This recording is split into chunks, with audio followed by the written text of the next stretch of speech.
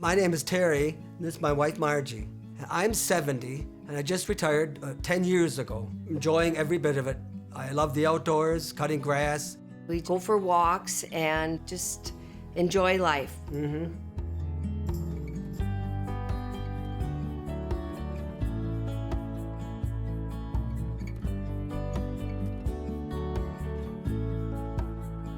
One hot summer day, I had a chest pain, and I stopped and thought it was just the heat. Then it come in fall at the end of the cutting season. Same thing happened, chest pain, and I thought, October, this can't be right, there's something wrong. So Margie and I talked and we said, we better get it checked out. I went to the clinic and they took x-rays and they found out I had an enlarged heart.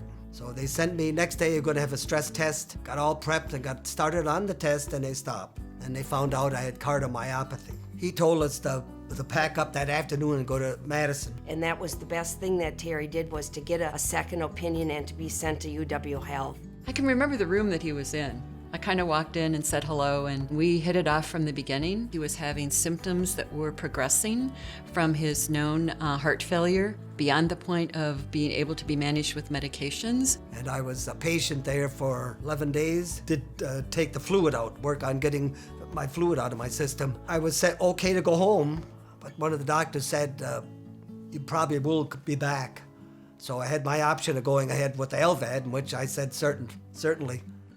Next step, when medicines fail to help a patient's heart and body, is to put a mechanical assist device, which is a heart pump and so-called LVAD, left ventricular assist device. An LVAD is implanted with one end into the tip of the heart. The blood goes through a rotor pump and is pushed into a graft that we connect to the aorta. In this way, the pump takes over most of the left side of the heart. Well, after the LVAD surgery, I felt considerably improved. Oh, no comparison. We still believe that for people that are candidates for heart transplant, that transplant is a better long-term option than the use of the left ventricular assist device. He was younger than his biological age. There was no reason not to offer him the transplant.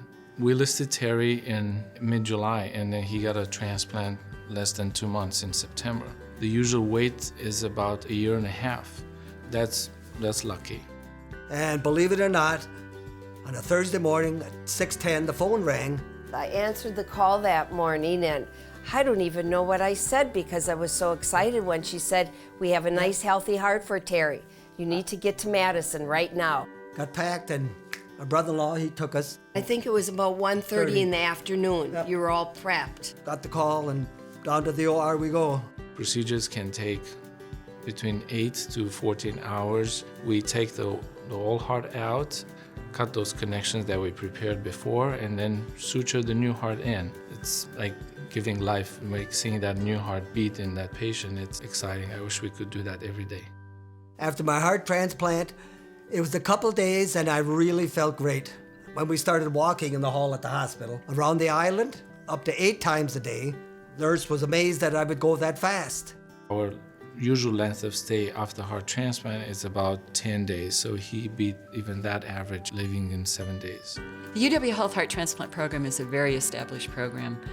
The history goes back many years. We've done over 600 transplants. And the fact that we do have a great team makes the job of the physicians and surgeons much easier. One goal, which I told my people at UW Health, is I'm going to do a half marathon. I feel great, and I can't say enough good about them. These last 3 years have been just amazing. And of course, with her support, it's been even more amazing.